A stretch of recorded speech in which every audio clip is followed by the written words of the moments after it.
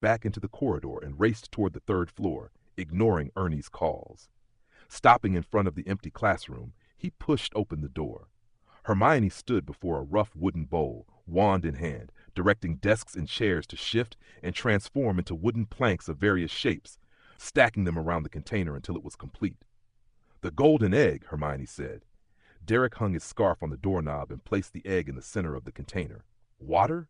Coming," Derek said, catching his breath. He pointed his wand at the container and loudly cast, "Pure water like a spring." A clear stream spurted from the wand tip, slowly pooling in the uneven base. "Too slow," Hermione urged. "What's the incantation? I'll help." "Pour water like a spring," Derek enunciated, emphasizing each syllable. "Raise the wand slightly and picture water flowing as you cast. Pure water like a spring, pure water like a spring." Hermione's talent for charm shone through. After a few small failures, she grasped the incantation's rhythm and successfully summoned the water. Their expectant gazes seemed almost tangible, filling every corner of the classroom. Finally, the water reached about 2 egg heights deep. Hermione, both eager and hesitant, nudged him. "Open it." Derek rolled up his sleeves and plunged his hand into the water, finding the knob and twisting it open. This time the egg didn't shriek. Instead, a bubbling song came from beneath the water, too muffled to make out the words. Hermione let out a quiet cheer. "You did it, Derek. You've truly unlocked the golden egg secret." "We did it," Derek corrected, pulling her close. "I think we need to submerge our heads to hear it clearly. Together. Ready?" "But," Hermione hesitated, joy and caution mingling. "No buts. You should enjoy the fruits of your effort," Derek said decisively. 3, 2, 1. They inhaled together and submerged their heads. Once underwater, Derek heard a strange melodic voice. "Seek us where our voices sound. We cannot sing above the ground. As you search, think carefully. We have taken your treasured possessions.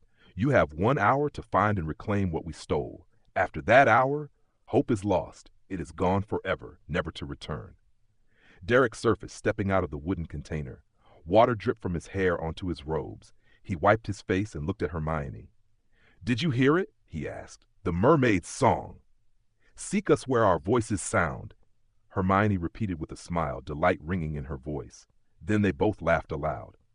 After nearly 2 months of tedious research and self-doubt, their effort had finally blossomed. The puzzle carefully crafted by the 3 magical ministries had been unveiled. The exhilaration and sense of accomplishment from this hard-won success filled their laughter. After a while, their laughter subsided, and the faint singing from the water drew their attention again. "Clearly, the second task is a time challenge," Derek said. The lyrics mention 1 hour at the end. "Find and reclaim what we've taken," Hermione repeated. "Mermaids, or rather the judges, will take your treasured items, and you'll have an hour to retrieve them. Pay attention to the first line of the lyrics. Seek us where the song resounds." The us obviously refers to the merpeople, which means I need to go where they dwell to find the treasure. "In other words, in the water," Derek said, unconsciously furrowing his brow as he spoke. "Hogwarts is hosting the Triwizard Tournament and has to provide the venue. So the second task's location must accommodate merpeople. That's the Black Lake," Hermione continued, following his line of thought. "On February 24th, the 4 of you will be searching the lake for your stolen treasures, with only an hour to do it, so Krum will be winter swimming during that time. He's known the task in advance for a long time. Karkaroff would betray even his own Death Eater allies, so leaking some intel to Krum is nothing," Derek said. "I was mentally prepared for that." "Maxim must have briefed Draco in advance, too." Hermione ground her teeth. "So it's only you and Harry competing fairly. That's downright despicable. Remember what Lupin said? Cheating is a traditional part of the Triwizard Tournament," Derek shrugged. "We should be thinking about how to get through the task, not the moral standards of 2 judges." Hermione kicked a wooden container forcefully. All right, let's see. Merpeople obviously won't float on the surface to play hide and seek with you. You have to dive into the lake to find them, which means—" She opened her mouth wide, her expression blank. "You'll be underwater for an hour. How are you supposed to breathe?" "I was just thinking about that," Derek said cautiously. "That's actually not the biggest problem for me. I know a spell that lets me breathe underwater, and I'm confident I can master it in time. The real issue is the rest. The rest? What do you mean? Temperature and stamina, Hermione, Derek said, rubbing his wet hair. It's still early spring at the end of February. The lake will be freezing. Staying there for an hour could freeze you solid, so I'll need to constantly use warming charms. And stamina. Of the four of us, Crumb is probably the strongest, but even he can't keep swimming underwater for an hour in cold water. Magic has to compensate for that. The Black Lake must be home to all kinds of magical creatures. You might even face a giant squid, Hermione said, troubled. Why are there so many problems as soon as you go underwater? The celebratory mood of cracking the golden egg's secret vanished under the weight of these difficulties. After a few minutes of thought, Derek spoke slowly. How about we ask Professor Sprout? We can say we want to learn more about the Black Lake's ecosystem. Chapter 75, Clarity. When the morning class bell rang, Derek and Hermione acted unusually. They didn't quickly tidy up and leave. Instead, they lingered, fiddling with trivial little things. What are you still doing here, Derek? Justin came over jokingly. Planning to follow us to Care of Magical Creatures class? If that could really happen, it would be wonderful, Ernie added with mock enthusiasm. Our workload would be even lighter. But, he exaggerated a disappointed expression. Even if Derek joined class now, he wouldn't be in our group. He already has his golden partner, and they're inseparable. Ever since their mishap in Transfiguration class, Ernie had been waiting for a chance to tease Derek and Hermione. Hermione shot him a sharp glance. If only you put your brains to studying, Ernie. Hufflepuff might have won the House Cup 4 times in a row by now, she said. But in reality, the points you've earned over 4 years probably don't even match what Derek and I get in a single semester. Ernie froze. His round face swelled even more, and he stared at Hermione and Derek with a defeated expression, speechless. Please, go to class. We just have a few extracurricular questions for Professor Sprout, Derek said, keeping a serious face. See you tonight. Ernie hurriedly pulled Justin along and left the greenhouse. Watching them go, Derek laughed and gave the girl beside him a thumbs up. Impressive, Miss Granger. Your sharp words rival your grades. Ernie must feel like vomiting blood right now. Hermione paused, didn't reply, but her expression shifted subtly in her silence, finally forming a faint, peculiar smile. What's wrong? Derek asked cautiously. I realized. Never mind, it's nothing, Hermione sighed thoughtfully. You do know talking like that is incredibly tantalizing, right? Now I'm even more curious, Derek teased. What did you realize? I'll tell you another time, Hermione said firmly, pushing him forward. Come on, let's find Professor Sprout. By now the greenhouse was nearly empty, and the herbology teacher immediately noticed them. Any questions about today's lesson, you two? She asked, removing her dragonhide gloves. We understand knotgrass completely, Professor, Derek said. Now we have some extracurricular questions. That's rare, Greedo. Sprout teased warmly. I thought you'd never have questions beyond the lesson. Derek touched his nose, trying not to let his smile look awkward. Don't worry, I'm not scolding. Go on, Sprout said, cleaning her hands and putting their homework into her bag. What's your question? Recently, we've been looking into the Black Lake. Its underwater ecosystem must be extremely complex, Derek said. Could you explain it to us? Especially any aggressive creatures. Sprout's smile vanished. She stared at Derek for a few seconds as if verifying something, then looked at Hermione with a scrutinizing gaze. Hermione blinked awkwardly. The Black Lake is indeed remarkable, she said slowly. Underwater feels like another world. Greedo, the glass door is far too dirty. Why don't you clean it? Without waiting, she thrust a cloth into his hand. Go on, this is a difficult question, and I need to explain it to her before Care of Magical Creatures class. Hermione looked puzzled, but Derek understood immediately. He grabbed the cloth, strode to the greenhouse door, wiped it symbolically a few times, and glanced back. Sprout's face was serious as she spoke, and Hermione's lips pressed tightly together, her eyes fully focused, as if she wanted to memorize every word. 5 minutes later, Sprout nodded and waved them off. Hermione walked over stiffly, eyes vacant, muttering to herself, Don't look like you're facing a life-or-death situation, all right? Derek stepped forward and held her shoulder. Looking at your expression, I feel like February 24th is going to be disastrous. Stop talking nonsense! Hermione widened her eyes and punched him. Okay, I'm listening, Derek said, pretending to be serious. Tell me, what's going on? Hermione thought for a moment, then raised each finger on her right hand, seemingly organizing her thoughts. Professor Sprout's explanation can be summarized in 3 points. First, merpeople are intelligent, humanoid magical creatures with a unified society and their own leader. So they won't attack the 4 of us, right? Derek interjected. The organizers likely coordinated with them beforehand. They might even protect us if necessary, just like the Dragon Keepers in the first task. Exactly. That's also implied in what Sprout said, Hermione confirmed.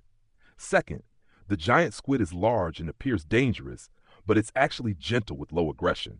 In contrast, Grindylows are small, prefer to hide in groups, and ambush, highly aggressive. Looks like the Grindylows are the real challenge for the second task, Derek said. I haven't learned any large-scale offensive spells. If surrounded by a group of Grindylows, it would be very dangerous. So during the task, you must watch for places to hide from Grindylows, especially dense waterweed, Hermione said seriously, emphasizing the word twice. Third, the Black Lake is vast and very deep. Hinting at time, Derek analyzed. My task is to retrieve treasures taken by the merpeople with a 1-hour limit. But since the lake is so large and deep, most of the time should be spent searching. Avoid fighting creatures unless absolutely necessary. Time is the most precious thing. Anything else? Probably not, Hermione hesitated. But I felt Professor Sprout looked at me strangely. And why didn't she just tell you directly? Because she doesn't want to break the rules, Derek quickly explained. By principle, champions can't ask teachers for help. While Bagman, Karkaroff, and Maxim clearly ignore this rule, Professor Sprout, as the host school's head, cannot give them an opening. By explaining extracurricular knowledge to you and you passing it to me, it doesn't violate the rules. All right, you always managed to keep up with adult thinking, Hermione said helplessly, shaking her head. Have you finalized your plan for completing the task in the Black Lake? Almost. Bubblehead charm for breathing, warming charm for heat, propulsion charm for movement, Derek replied. But I need to tweak the warming and propulsion charms to suit the lake's environment. Also, I should do a few training runs in the lake before the competition to get a sense of the conditions. Perfect! Hermione exhaled in relief. Wait, did I forget something? After 2 seconds of eye contact, she clenched her fist and pressed it against her forehead. I forgot about protecting the magical creatures, she said in frustration. Class has already started. For 20 minutes, Derek reassured her. Luckily it's Hagrid, right? Luckily it's Hagrid. Hermione said weakly. We'll deal with the rest later. I need to get to class first. Derek nodded and watched her disappear near Hagrid's hut before slowly heading toward the castle. Improving 2 charms to adapt to the Black Lake sounded simple when spoken, but in practice it was extremely complex. With their advanced transfiguration skills for their age, Derek and Hermione had already spent over a week preparing swamp magic. Modifying 2 charms now would demand even more time and effort. For now, he needed to do more theoretical research in the library. A warrior's life truly never leaves the library. 2 afternoons later, Derek bounced along the edge of the Black Lake, stretching his joints repeatedly. Today, he planned to test diving in the lake, refining the charms based on first-hand experience. After a while, Hermione walked along the shore with her backpack, a small smirk on her lips.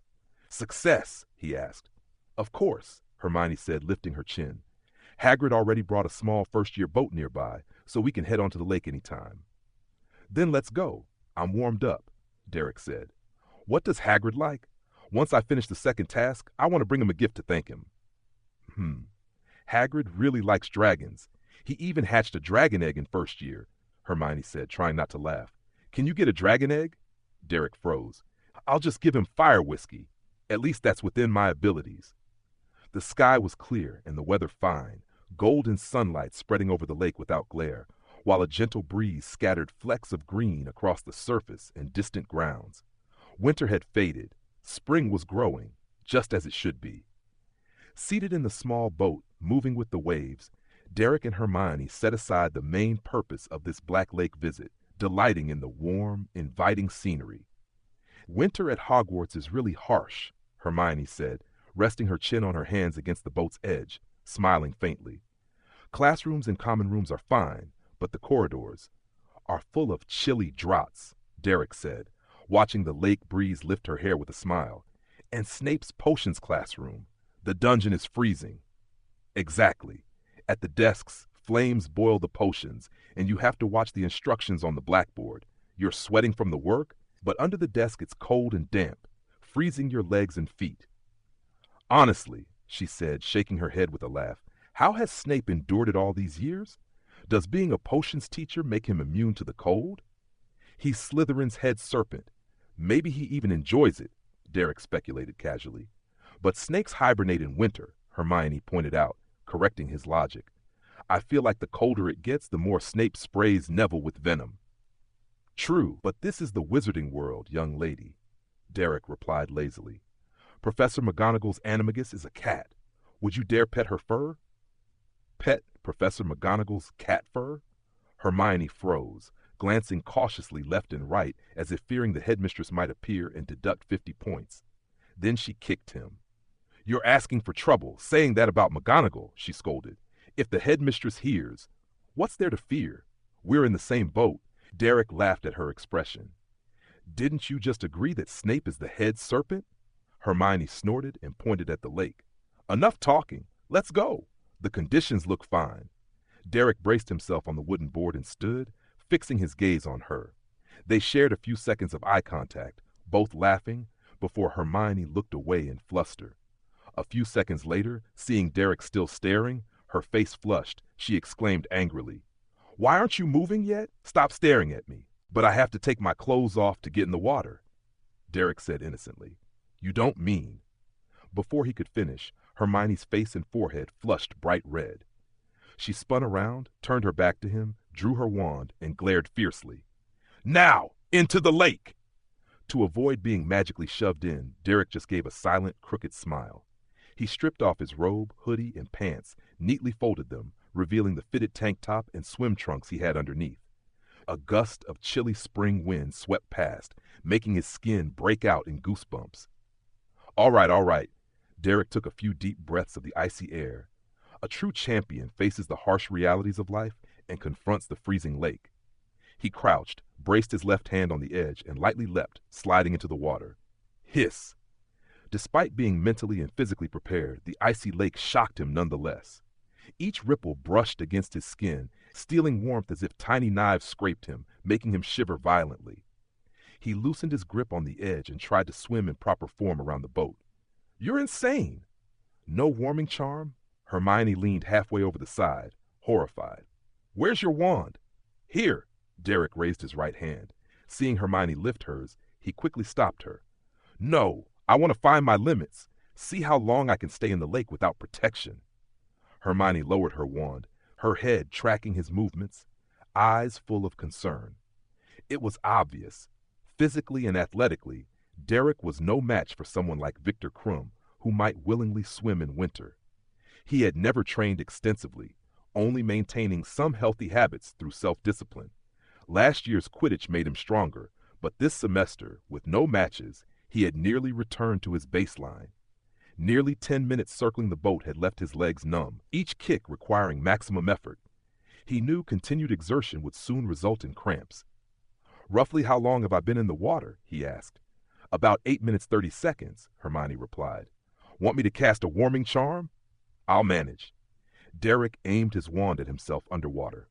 Warmth? Restore. A surge of heat spread from his chest to his limbs. Fingers and toes regained feeling. He kicked a few times, grabbed the edge with his left hand, and rested against the boat to recover. You're reckless, Hermione scolded. I thought you'd cast every possible charm before getting in. I have to plan for the worst, Derek said with a grin. If I lose my wand, I have 1 to 2 minutes to decide whether to continue or forfeit, and 5 to 6 minutes to act on that choice. Of course, it's colder at the bottom, so the time shortens. No wand and you're still breathing underwater? Stop overthinking. Hermione rolled her eyes. Bubblehead charm lasts much longer than a warming charm. I don't need to worry about breathing for an hour. Nothing interferes with it unless there's zero oxygen. But warming charms are affected by external temperature. The colder it is, the shorter the effect. How long since I cast it? About 4 minutes. Also, you forgot to add the remaining warming charm duration to your endurance, so it's actually longer, Hermione corrected after checking her watch. The charm is weakening. Derek tapped the edge with his left index finger. I'm not skilled enough yet. At this rate, I'll need to recast the warming charm every 5 minutes, plus maintain propulsion charms. Around 45 to 60 minutes, focus will drop and the overall spell effect will diminish. Usually, the school wouldn't let underage wizards cast spells under exhaustion or distraction. They'd risk countless errors. But for Triwizard champions, the designers clearly didn't care.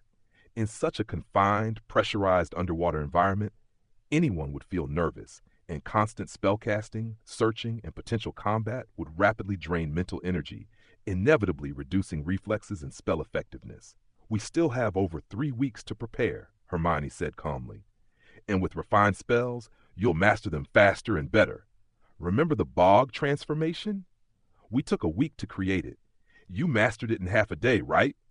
True. Derek nodded and layered another charm on himself. I'll test the propulsion charm next. Don't rush. Rest first. You've got the warming charm. Hermione withdrew his wand, grabbed her bag, unzipped it, and handed him a bottle of hot milk. Drink this, still warm. Derek looked surprised, then drank deeply. The hot milk felt like it warmed him from the inside out. Thanks. You're really thoughtful. By the way, when did Hogwarts start serving milk at lunch? I know quite a few house elves. They're happy to give me a bottle of hot milk, Hermione said, blushing and smiling. Derek nearly choked on the milk. Hermione knew a surprising number of house elves. Could this mark the start of a new era? An era where house elves saw independence was quietly beginning, and the girl handing him milk on the boat was its pioneer and leader. You found where they work? He asked. Yes. After the first task, I followed Fred, George, and the clues to the kitchen, Hermione said, still excited. You'd never guess where the kitchen is. I wouldn't have thought of it myself, but now that you mention it, I have a few ideas, Derek said, a smirk tugging at his lips. Near the Hufflepuff common room? Talking to you is completely unrewarding, Hermione pouted, feigning indignation. Fine, I'll just listen and stay silent, Derek said, taking another sip of milk and puffing his cheeks to show he couldn't speak. By the entrance of your common room, there's a stone corridor with a painting. Scratch that big pear, and it transforms into a door handle. That's the entrance to the kitchen. Inside, there are over 100 house elves, Hermione continued, marveling. It's enormous. Nowadays, having even 1 or 2 house elves in a magical household is impressive. And you just grabbed a bottle of warm milk? Derek raised an eyebrow skeptically.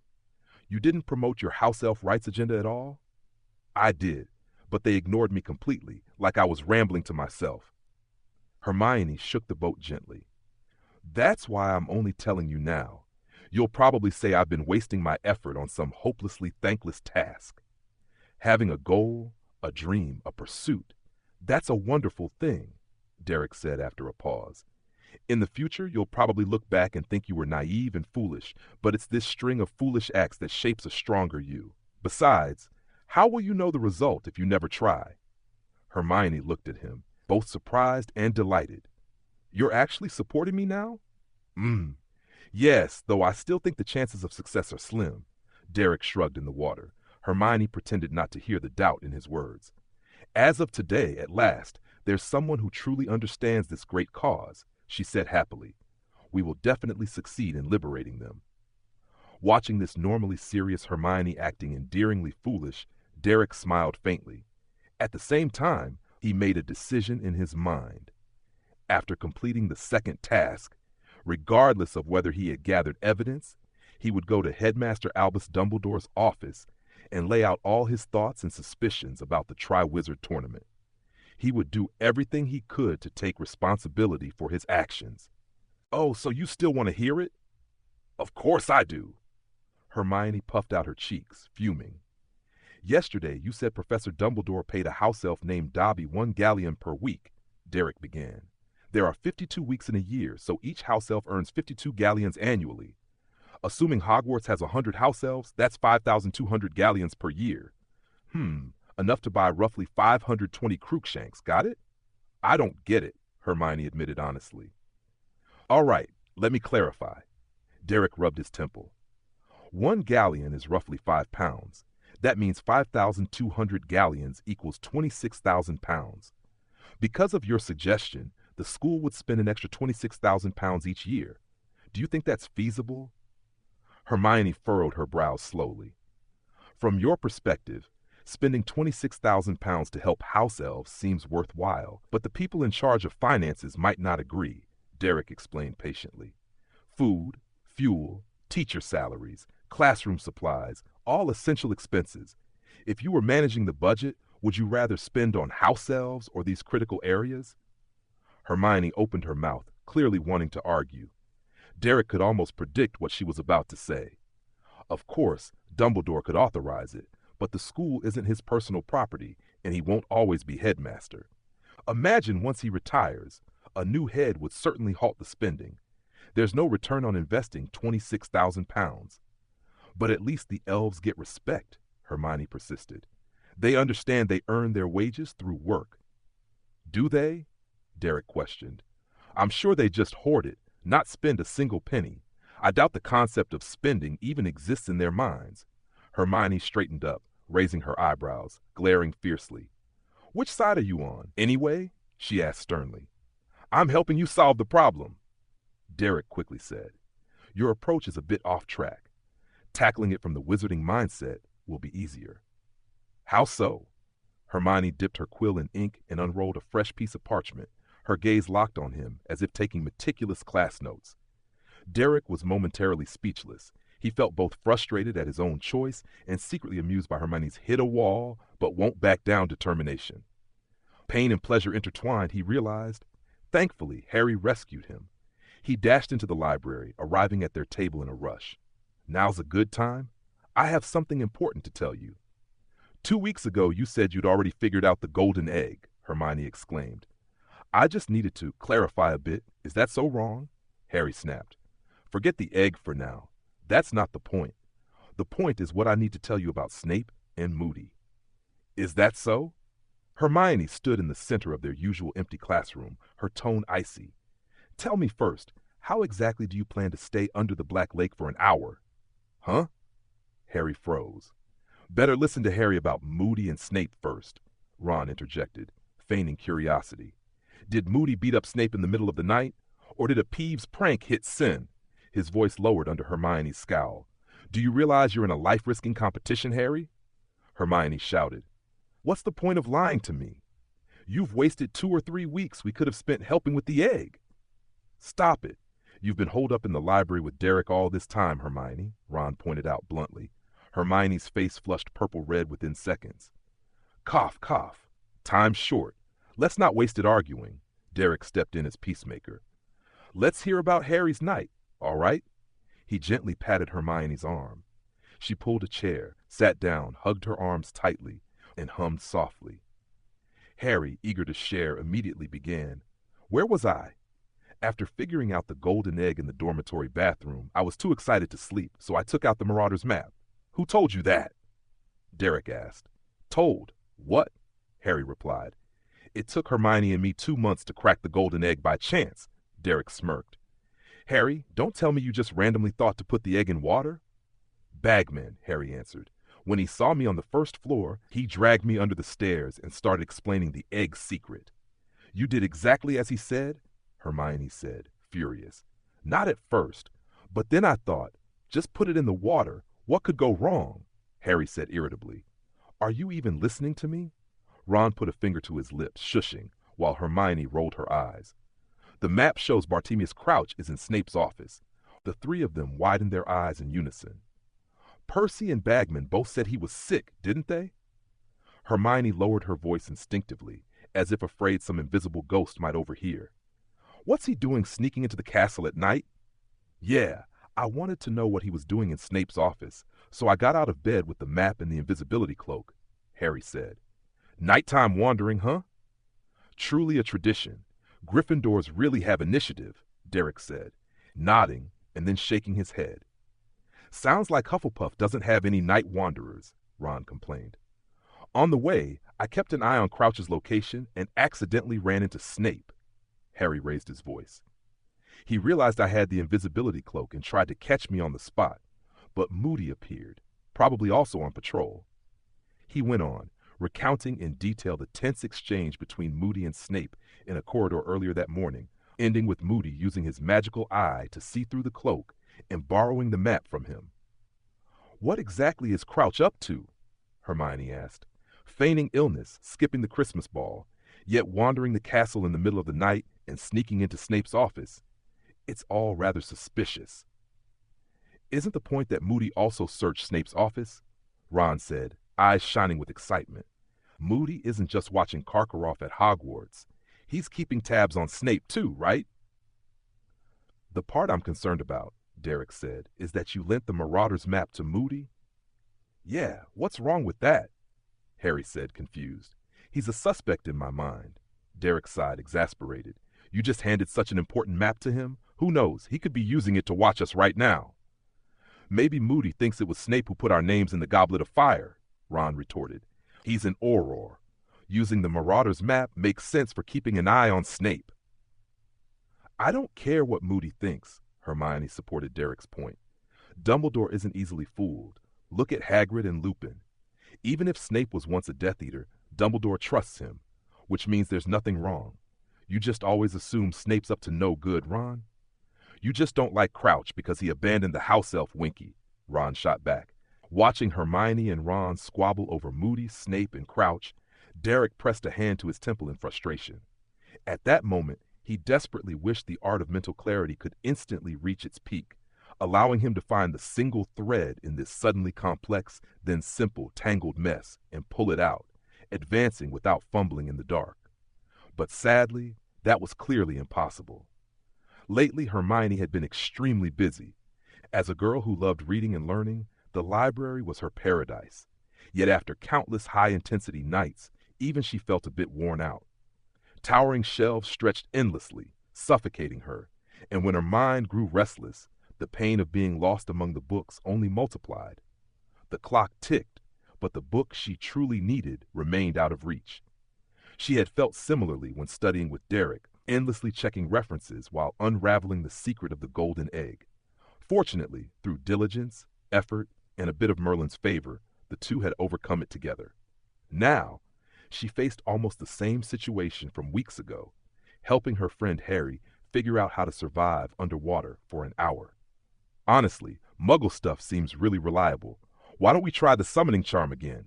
Ron said, eyes glazed, staring at the small mountain of books before him for the 5th time. We could get a set of scuba gear from a nearby Muggle town. Harry forced a silent smile, and Hermione's eye twitched. Please don't make me repeat myself, Ron, she said, pressing her temple to focus. That's a total violation of the International Secrecy Act. A set of scuba gear flying through the air would terrify Muggles. I know, I just can't help complaining, Ron mumbled. It feels like I've used up my lifetime library quota. And I really don't understand how Derek can think of underwater breathing methods in a snap. Is that common knowledge in America? A quiet fell around the desk. Ron's careless remark became the clearest reflection of the three of them. Their efforts, compared to Derek's, seemed almost trivial. Hermione felt it acutely, having watched him calmly sketch out plans in seconds. A faint sense of pride welled up in Hermione, and she found her emotions strangely unfamiliar. In her studies, she had never allowed herself to fall behind anyone, answering questions eagerly in class, completing assignments quickly and accurately, earning top marks on exams. Normally, when confronted with such a vast gap in knowledge, the correct response would be wounded pride and double the effort to surpass the other. Yet with Derek Greedo, she felt no negative emotion at all. Her heart swelled instead with joy, pride, admiration, and eager anticipation for his performance in the second task. Perhaps it was because they had fought together, and seeing him succeed with a portion of her own effort was genuinely satisfying. And also, Hermione? Harry's voice pulled her back to the library. You were smiling at the bookshelf just now? Did you discover something? Hermione quickly pressed her heated cheeks, flustered, and looked down. Nothing, I was just tired, spacing out. All right, let's call it a day, Harry said. It's almost 8 o'clock. Ron breathed a sigh of relief, shoved aside the dusty tomes in front of him, pushed up from his chair, and stretched lazily. How about a couple of chess games back at the common room? Just to relax, he suggested to Harry. Hermione raised her hand before Harry could respond. We don't have enough time. I think we should make every minute count, she said sternly. 5 minutes later, they left the library, each clutching a large stack of books. Sirius still hasn't come back? Ron asked glumly. I don't think so, Harry replied listlessly. If he said he was going on a long trip, it's probably abroad, not nearby. But what could be so important that he needed both Sirius and Professor Lupin? Ron mused. I don't know. 2 weeks earlier, Harry had received a letter from his godfather, Sirius Black, stating that he and Lupin would be traveling, and Harry didn't need to write back until they returned. At the time, it was just a routine notice, but now it put Harry at a disadvantage. He could no longer seek outside help for the second task and had to rely entirely on his own abilities. Compared fairly, his magic level ranked lowest among the 4 champions. Hermione looked at Harry, hesitating, lips opening and closing in indecision. I say, we should ask Derek for help, Ron said reluctantly. As Hermione mentioned last time, he really doesn't care about competition scores, right? Hermione shot Ron a surprised look. She had thought she would be the first to suggest it in her struggle, but it turned out Ron's patience was even shorter. By her usual standards, she should have immediately objected, whether to ensure fair competition for the 2 champions she cared about or to respond to Ron's harsh criticism at the Christmas dance. Yet now she only sighed, tacitly allowing Ron's idea. In truth, she did hope Harry would ask Derek for help. Spending hours scouring books when a concrete practical solution existed was exhausting and frustrating. As a friend, she could not watch Harry slowly slide toward failure. Time was pressing. At this rate, they wouldn't even have time to practice spells. But handing over Derek's hard-earned results outright went against her principles. Even though she understood Ron was right, Derek cared little for glory or galleons. Harry remained silent, his steps growing heavier. Then, under Ron's urging gaze, he shook his head. No, I can't do that, he said quietly, as if he were not personally involved. Derek is a champion, and so am I. This is his project as much as mine. Besides, he's already helped me enough. But fine, suit yourself, Ron said, kicking the step. Perhaps feeling his attitude too negative, he nudged Harry with his shoulder. There must be a way. Any problem Hermione can't solve hasn't been born yet. Hermione exhaled in relief. There's definitely a solution, she said firmly. They wouldn't design an impossible task. Exactly. Ron looked at her like she was stating the obvious. Derek figured it out, didn't he? Hermione glared at him angrily. As February 24th approached, alongside the second task, the excitement for the Triwizard Tournament reignited across the school. Students speculated on what challenge would rival the Dragon task, predicting outcomes based on the champion's performance in the first task, with some even placing bets. That evening, Derek finally completed major improvements to his warming and propulsion spells, less efficiently without Hermione's help. Is this the weapon you prepared for the second task? Ernie asked in awe in the Hufflepuff common room, staring at the half wall plastered with parchment covered in complex formulas. Justin, Susan, and Hannah looked equally amazed. Yes, it's complicated, exhausting, but extremely rewarding, Derek said, pointing to the parchment. Want me to explain? The 4 shook their heads in unison. Then why are you just staring at me? Derek asked, amused. I'm trying to measure my distance from 12 straight OWL top scores, but honestly, the gap's too humiliating, Susan joked self-deprecatingly. Top student, Justin reminded her. Top student, can you slow down a bit so we can catch even a glimpse of hope in keeping up with you? Susan teased. I only have 9 classes right now, and the most I can get is 9 A's. We're really not that far apart, Derek shot back playfully. Hannah, could you toss me that blue-covered book to your right? Thanks, I need to check something. Are you deducing a spell? Hannah glanced at Origins of Spellcraft. February 24th, what's your task that day? Finally giving in to curiosity? Knowing too much just ruins the suspense. Derek turned to the wall, flipping through the book while using his wand to mark the parts he'd verified in green. grinning. "We didn't want to disturb your preparations," Ernie said earnestly. "Not everyone can be like Hermione and offer their help." Their words triggered stifled laughter, and even with his back to them, Derek could imagine their conspiratorial smiles and teasing gazes. "So now you realize the importance of studying, Ernie?" Derek's voice was flat. "You can't even lend a hand to someone you're with every day." "I've had a question bubbling for days," Ernie said, dodging the issue. "Have you forgotten something lately?" "Go on," Derek said, casually illuminating a piece of parchment. "Isn't it me asking the questions here?" "I refuse to answer," Derek said bluntly. "Judging by past experience, you're not going to say anything nice anyway." The three of them burst out laughing. "Fine, fine. If you won't say it, I will." Ernie's frantic voice rang from behind him. "Have you confessed to her?" "Confessed?" Of course, Ernie couldn't say anything sensible. Derek froze mid-action. The parchment in front of him turned pink. "Sorry, what did you say?" he asked, turning. "I said, have you Derek Grado confessed to Hermione Granger?" Ernie's expression shifted from gnashing teeth to triumphant glee. "Why would I confess? Why not?" Ernie shot back. "Don't you like her?" Derek frowned, answering that in front of everyone was uncomfortable. "Can we get to the point?" he deflected. "I'm not done here yet." "Okay, a few days ago was February 14th. I'm surprised you didn't take the chance to confess. Your relationship is already this close. What are you waiting for?" Ernie rattled off rapidly. Derek studied Ernie silently, almost unnerving him, then turned back to the wall and returned the parchment to its normal color. "You worry about my business more than my parents do, Ernie. Your dream isn't to open a matchmaking agency in the wizarding world, is it?" "Don't change the subject," everyone shouted. Bang! The next moment, Derek's arm shot up, and he spun uncontrollably half a turn across the common room, landing headfirst in a trash can. February 24th, early morning. Derek woke up early, though his body clock suggested he could sleep a little longer. Instead, he propped himself against the headboard, pressing thumb and forefinger to his brow to dispel the last traces of sleep. Air supply charm for breathing, warming charm for temperature, propulsion charm for movement. Find the mermaid, stay away from Grindelwald, keep an eye on the time.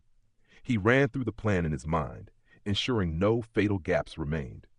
The previous mishap with the propulsion charm in the common room had been a small but telling lesson. Even near-perfect spells, if mishandled, could leave the caster in an awkward predicament. After double-checking everything, Derek stepped into the bathroom for a hot shower. He knew he'd need another one in a few hours, but the warmth and comfort were a psychological boost before the competition. Back on his four-poster, he spent time before breakfast flipping through notes on animagus transformation. Normally, he didn't read in bed, to protect his eyes and because the library and Hermione already supplied plenty of study. But this final quiet moment before the second task required him to steady his nerves with a familiar subject. Since last September, Derek had spent 6 months mastering the foundational knowledge for animagus transformation, half the time Sirius had anticipated. Technically, the main structure was ready. Just 2 or 3 more months of careful detail work would allow him to attempt the full transformation. Hermione and Harry were far behind. She studied it purely for enrichment, while he was still wading through theory. What will my animagus form be? Flying, running, swimming, agile, brave, clumsy? Huff, huff, huff! Ernie's loud snoring pulled Derek back to reality. He shook his head with amusement, checked his pocket watch. 8 o'clock. Perfect breakfast time. An hour to digest would ensure he was at peak body and mind for the 9:30 start of the competition. Then Derek hung his pocket watch around his neck and went around tapping Ernie and Justin awake. Up, up! Who asked me to be the alarm clock this morning? Bright sunshine, clear skies, a perfect day. Ready? At exactly 9, Professor Sprout led Derek toward the competition site as usual. Compared to the first task, she seemed noticeably more confident this time. Fully prepared, Professor, Derek replied. Excellent, Sprout murmured. Don't panic, no matter what you see during the competition. Just do what you need to do. Understood? Understood. Thank you for the advice, Professor. Derek nodded gratefully at his head of house. Then off you go. Good luck, Derek. She patted his shoulder and turned toward the stands. The circular stands surrounding the Dragon Arena from last November had been relocated to the edge of the Black Lake. After breakfast, students trickled toward the lakeside, eyeing the setup with interest, and guided by prefects, the student council, and faculty, they climbed into the stands. The judges sat at another table by the water, draped in golden cloth. Krum stood behind Karkaroff, Fleur beside Maxim. Dumbledore smiled kindly at Derek. Crouch was absent, as at the Yule Ball. Percy Weasley served as substitute judge, and Bagman looked uneasy. As the sun grew brighter, the crowd in the stands increased. By 9:20, everyone near the judges' back table noticed a problem. Only 3 champions were present. Harry Potter had not yet arrived. "What's wrong? Why isn't Harry here?" Bagman fretted, while Dumbledore only smiled faintly. Percy scowled, and Karkaroff and Maxim clearly wished Harry would never show up. In the tense stillness, a humorous thought popped into Derek's mind. Maybe Harry learned about the concept of a deliberately bad performance and is planning a grand spectacle for the whole school? But he dismissed it immediately. No way. If Harry really tried that, Hermione would likely beat him up. Thinking of Hermione, Derek suddenly felt something was off. He scanned the stands from left to right, frowning without realizing it. He couldn't feel her gaze. What's going on? Did all the Gryffindors oversleep? Derek didn't have time to dwell on it. All eyes turned to the last champion sprinting along the shore. The competition was about to begin. I'm here. Harry panted as he stopped in the mud, looking exhausted, with dark circles under his eyes and swollen eyelids. "Where have you been?" Percy Weasley barked. "The competition is about to start." All right, Percy." Bagman laughed childishly, seeing Harry seem to ease a weight off his chest. "Let him catch his breath." Karkaroff glared at Bagman as if the announcer had committed a grave offense. In the first task, the 3 champions had shared the top, leaving only Krum behind. Karkaroff wanted at least one competitor eliminated before the second task began. Ignoring Karkaroff, Bagman walked among the champions and instructed them to line up along the shore, each 10 feet apart. Derek had Krum to his left and Harry to his right. He checked his wand and pocket watch again, rapidly reviewed 3 essential core spells in his mind, then looked at Harry. "Hey, you okay?" he asked. "Couldn't be better," Harry gasped, pressing a hand against his ribs. Bagman turned back to the judge's table, pointed his wand at his throat, and said, loud and clear. His voice boomed thunder across the dark lake and into the stands. "Listen up, everyone. Our champions are in position. When I blow the whistle, the second task begins. They have a full hour to retrieve the items taken from them. I'll count to 3. 1, 2, 3. A sharp whistle cut through the cold, still air. The stands erupted in cheers and applause. Derek ignored what the other 3 were doing. From prior observation, he knew the Black Lake was vast, and 1 hour for a round trip would be extremely tight. He removed his robes and shoes, leaving his vest and shorts, raised his wand, and cast a spell on a large patch of cobblestones on the shallow shore. "Fly, fly, fly!" Countless stones shot chaotically into the air, forming a neat line toward the center of the lake under his wand's direction. Then, with a powerful sweeping gesture, Derek transformed the stones into square slabs. Edges locked together, forming an unobstructed path from the shore to the center of the lake. "By Merlin's beard! Mr. Greedo of Hogwarts demonstrates his extraordinary transfiguration skills once again," Bagman shouted. "He gains a massive time advantage at the very start of the task." Barefoot, Derek strode briskly along the stone path. The morning wind chilled him, and he regretted removing his clothing earlier, yet he refused to throw his robes or shoes into the lake. He also had not cast a warming charm in advance. What appeared in the task was unpredictable, and the previous transfiguration had tested his control. Conserving spells before entering the water was the optimal choice. Finally, he estimated he had reached the center of the lake. Without hesitation, he cast the submersion charm and the warming charm on himself and dove headfirst into the water. Compared to shivering on the surface, underwater he felt surprisingly comfortable thanks to the warming charm. In his earlier spell derivation, he had incorporated waterproofing elements into the warming charm, making him almost like an insulator. The water touched his skin but could not cling at all. With freefall momentum gone, Derek reached out to the massive bubble around his head. Pointing his wand behind him, invisible forces pushed him along an arc toward the depths of the Black Lake. The scenery around him gradually shifted. Dark green waters rippled with tangles of black aquatic plants, forming dense underwater jungles. Broad plains scattered with sparkling pebbles stretched out, while low hills riddled with holes, resembling honeycombs, rose and fell unevenly. Yet, the deeper he dived, the lower the visibility became. The light grew dim and hazy. Derek had to slow his pace to avoid crashing into thick, dark logs or plunging into the dense, tangled weeds. Throughout, he remained vigilant for Grindelwald's attacks, keeping a careful distance from the water plants and the treacherous terrain. The surrounding silence was absolute, a heavy stillness pressing down. In the enclosed underwater world, Derek could feel tension and unease creeping in, the weight of the mission pressing on his chest. Yet there was no movement beyond the swaying weeds. He hadn't even glimpsed a mermaid, nor had he lost any treasured possession. According to Professor Sprout's hint from earlier, something about to appear would astonish him. What could it be? Time from earlier. Derek opened the cover of his pocket watch.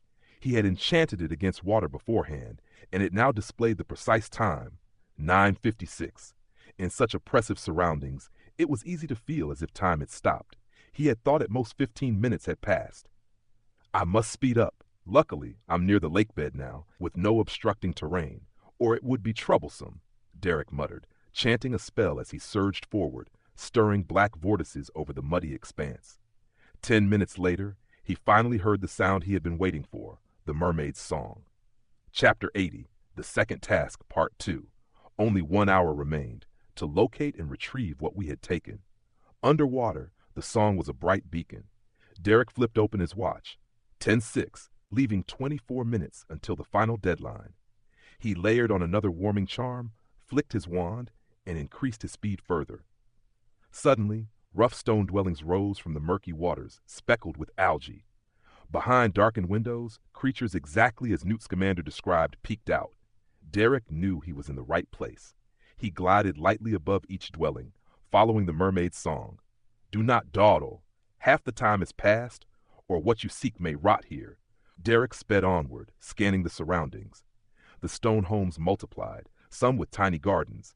Mermaids emerged from every dwelling, spears in hand, but showed no aggression, only curiosity, pointing and gesturing toward him. The song grew louder, clearer. Passing over a carefully tended garden, his view suddenly opened, revealing a strange and captivating sight. It appeared to be a small plaza where the mermaids gathered, surrounded by houses, with a crowd of mermaids floating in front. Some mermaids sang in unison, giving clues to the champions. Behind them rose a crude statue carved from giant stone, a massive mermaid. At its tail, 4 individuals were bound tightly. Derek's heart skipped a beat. He finally understood which treasure the champion's beloved referred to. Hermione was bound between Ron and a boy in a Durmstrang robe, alongside a small girl of perhaps 8, her silver hair confirming she was Fleur Delacour's sister. All 4 seemed deeply asleep, heads lolling, tiny bubbles escaping their mouths. Derek's lips twitched. Seeing Hermione, panic and helplessness surged, but he quickly steadied himself. The 3 schools and the magical departments wouldn't risk innocent lives. The hostages would be well protected. The mermaid's threats about treasures were merely a ruse. Heh! The Triwizard Tournament schemes were intricate indeed. But thinking further, the organizers weren't entirely wrong. At Hogwarts, Hermione was indeed the person most important to him. If Ernie had been there instead, no, best not to imagine it. As Derek reached the girl, a commotion arose at the far end of the plaza. A figure darted forward, swimming like a dart. It was Harry, his ears elongated with gills beneath them, webbing between fingers and toes. Whether through transformation or potion, Derek couldn't tell. Derek nodded to him, flicked his wand to turn the seaweed binding the girl into strips of paper, tearing them effortlessly. He slipped his left arm under Hermione, kicked through the water, and reached Harry's side, tapping him on the back. Harry spun, seemingly trying to speak, but only a stream of bubbles escaped. Derek shook his head, twirling the chain around his wrist with his wand, gesturing to the watch, then clasped Hermione with one arm, casting a propulsion charm with the other, and surged upward. Compared to the confusion of the descent, the return was straightforward, just a direct path upward with Hermione in his arms. The murky water cleared, visibility improved, and colorful aquatic life reappeared. Derek's spirits lifted. Well prepared, he felt the task almost entirely under control. Locate, rescue, return. It felt natural, seamless, and even gave him a quiet sense of pride. Most importantly, he had retrieved his cherished treasure from the Black Lake. Light grew stronger, the oppressive darkness fading. He could finally see the sky above the water. Derek and Hermione surfaced together, riding the gentle waves, the spring wind carrying a biting, damp chill. As if a switch had been flipped, sounds exploded around them. The stands roared with voices, whistles, and cheers reverberating across the lake. Mr. Greedo of Hogwarts is the first to return with a hostage. Bagman's voice boomed. Mr. Greedo, please bring your hostage back to the starting point. We've prepared basic medical aid. The body next to him sank slightly, and Hermione blinked awake, coming out of her daze. Seeing Derek, her face lit up. You did it, she exclaimed, throwing her arms around his neck. Wasn't it expected? Derek looped his arms around her waist, smiling. Think of all the effort we put in. You're right, Hermione said, smiling but shivering uncontrollably. Sorry, I forgot, Derek said instinctively, pulling them a little closer. Temperature rise. Thanks! Hermione tightened her embrace. Let's get back quickly. By the way, how were you taken to the bottom of the lake? Derek joked as they waded through the retreating water. A squad of fully armed merfolk stormed the castle and kidnapped you? Impossible. It was Professor Dumbledore, Hermione said, finding a comfortable spot against his shoulder. He summoned us to his office to help with the second task, ensuring the hostages wouldn't be harmed throughout. Then, he probably used some kind of hypnosis until just now. Oh, what about Harry? Her expression darkened. Can he breathe underwater? Has he found the hostages? Of course. When I left, he was rescuing Ron, Derek reassured, patting her back. Don't worry, he's more agile than any real fish. Amid the joy of completing the task, neither felt anything inappropriate about their closeness. They moved freely across the water and soon reached the shallow edge. Derek stopped the propulsion charm, supporting Hermione as they trudged toward the shore. 5 judges lined up to watch them. Dumbledore smiled and applauded. Karkaroff scowled, and Madame Maxim firmly held Fleur Delacour in place. Wasn't I the first champion to return? Before Derek could ask, Madame Pomfrey rushed over. Wrap up! You must be frozen. She draped 2 large blankets around them, then shoved 2 glass bottles of a fiery potion into their mouths. Their ears practically turned into Hogwarts Express smokestacks. Cough, cough! Please, madam, don't. Derek tried to wriggle free. I've used a warming charm on myself. Take care of Hermione instead. How can students stay in the Black Lake for a full hour? The school nurse muttered, seemingly ignoring him. I've had enough of basilisks, dementors, and dragons. What else could they possibly throw at us? Hermione stifled a laugh at his helpless expression. What's so funny? Derek said, feigning sternness. This is how you treat the champion who rescued you from the merfolk? But it's actually quite nice and warm, Hermione said cheerfully, winking and gesturing toward the stands. Look! Everyone's excited! The cheering in the stands coalesced into a single roar. Hufflepuff led Ravenclaw, waving banners in unison, shouting, Derek first! Derek first! Then a few people, probably including Ernie and Justin, struggled to lift a cannon-like device and aimed it skyward. Bang! A brilliant firework exploded into the air, forming a yellow badger, which flapped its massive paws and let out a deafening roar. Derek waved back at them, smiling. Hufflepuffs leapt and shouted in unison, Hufflepuff will win! Nearby, a muscular man with a massive shark head surfaced, and within a few breaths, the shark transformed back into Victor Krum.